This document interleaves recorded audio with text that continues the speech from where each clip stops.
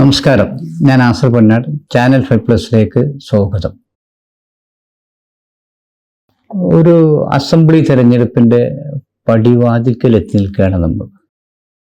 ഏകദേശം ഒരു വർഷത്തിനകം തന്നെ കേരളത്തിൽ അസംബ്ലി തെരഞ്ഞെടുപ്പ് നടക്കുവാൻ പോവുകയാണ്. അതിൻ്റെ സെമി ഫൈനൽ എന്ന നിലയ്ക്ക് ഇപ്പോൾ നിലമ്പൂരിൽ ഉപതെരഞ്ഞെടുപ്പ് നടന്നു. ഈ ഉപതെരഞ്ഞെടുപ്പിൽ എല്ലാ പ്രതിസന്ധികളെയും അതിജീവിച്ചുകൊണ്ട് ഐക്യ ജനാധിപത്യ മുന്നണിയുടെ സ്ഥാനാർത്ഥി ആര്യാടൻ ഷൗക്കത്ത് തെറ്റില്ലാത്ത ഭൂരിപക്ഷത്തിന് ജയിച്ചു. അപ്പോൾ ഈ ഒരു ഇതിൻ്റെ പശ്ചാത്തലത്തിൽ എനിക്കിന്ന് സംസാരിക്കാനുള്ളത് കേരളത്തിലെ കോൺഗ്രസ്സുകാരോടാണ്. നിങ്ങളുടെ മുമ്പിൽ വലിയ ഒരു ഉദാഹരണമുണ്ട്.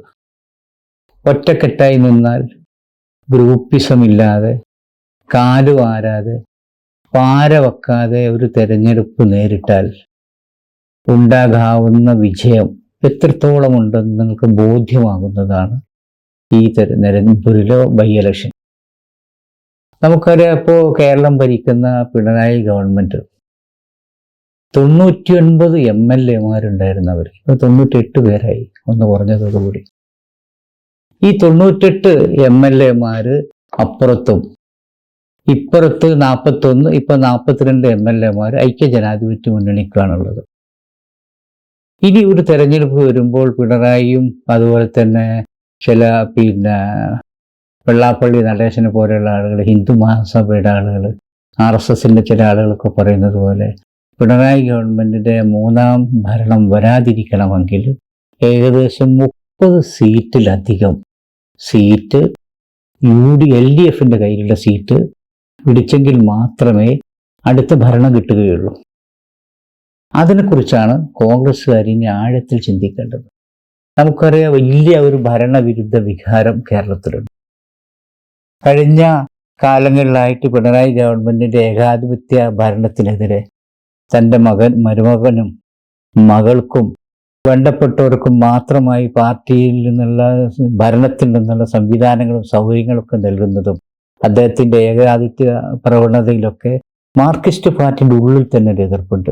പക്ഷേ ഈ ഏകാധിപതിയോട് രാജാവ് നഗ്നനാണെന്ന് പറയാൻ ധൈര്യമില്ലാത്ത ഒരുപാട് അണികൾ കേരളത്തിൽ അങ്ങോളം ഇങ്ങോളമുള്ള CPM-ലുണ്ട്.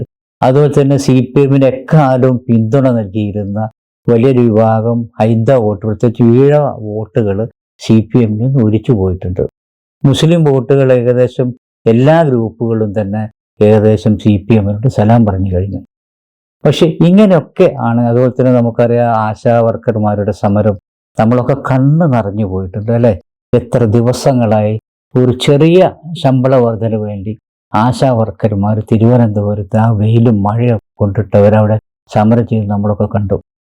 പൊടും മഴയും, മഴ വന്നപ്പോൾ അവരുടെ ഇതിൻ്റെ വിരിഞ്ഞ ടാർപോളും ഷീറ്റൊക്കെ വലിച്ചു മാറ്റി അവർ ആ മഴയൊക്കെ കൊള്ളുകയും, അതുപോലെ തന്നെ അവർ ആ മുടി മുറിക്കുമ്പോഴൊക്കെ അവരൊരു പ്രായം ചെന്ന സ്ത്രീ, അതവരുടെ പേര് എനിക്ക് ഓർമ്മയില്ല, അദ്ദേഹത്തെ ആ സ്ത്രീയുടെ മുടി മൊട്ടയടിക്കുമ്പോൾ ആ സ്ത്രീ പ്രാർത്ഥിക്കുന്നു, ദൈവങ്ങളെ വിളിച്ചുകൊണ്ട് ആ സ്ത്രീയൊക്കെ പ്രാർത്ഥിക്കുന്നു. നമ്മൾ ആരെയും കണ്ണു നടക്കുന്നതായിരുന്നു.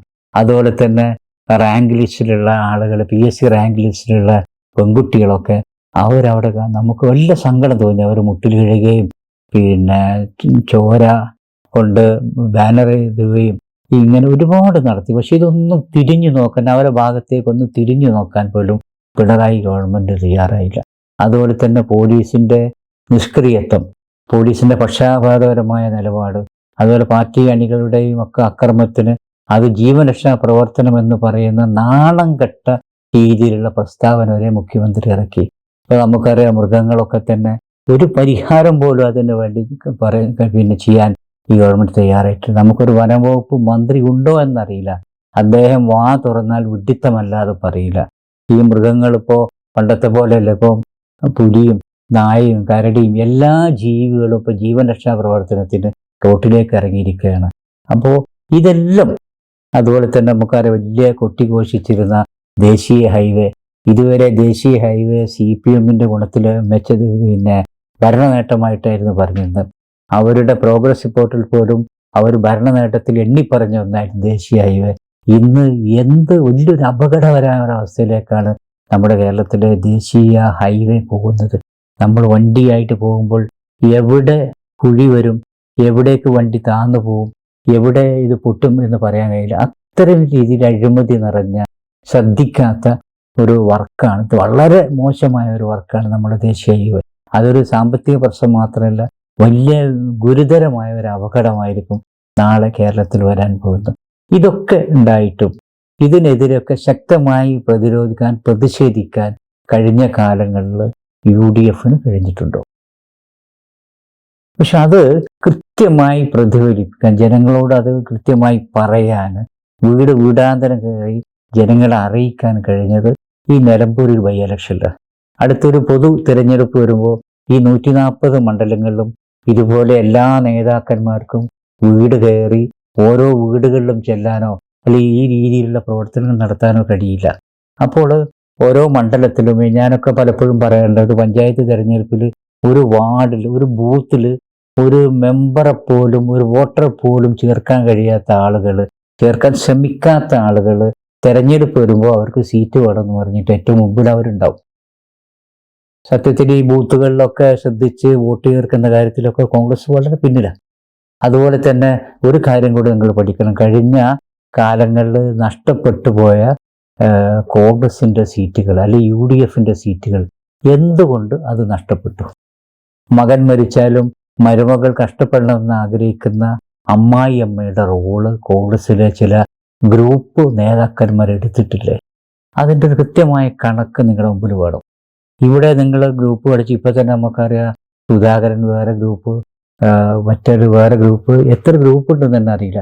അത് മാറിക്കൊണ്ട് കോൺഗ്രസ് ഒറ്റക്കെട്ടായി നിന്നാൽ കേരളത്തിൽ 100 സീറ്റ് ഐക്യജനാധിപത്യ മുന്നണിക്ക് പിടിക്കാൻ കഴിയും. അതിൻ്റെ ഏറ്റവും വലിയ മാതൃകയാണ് നിലമ്പൂർ.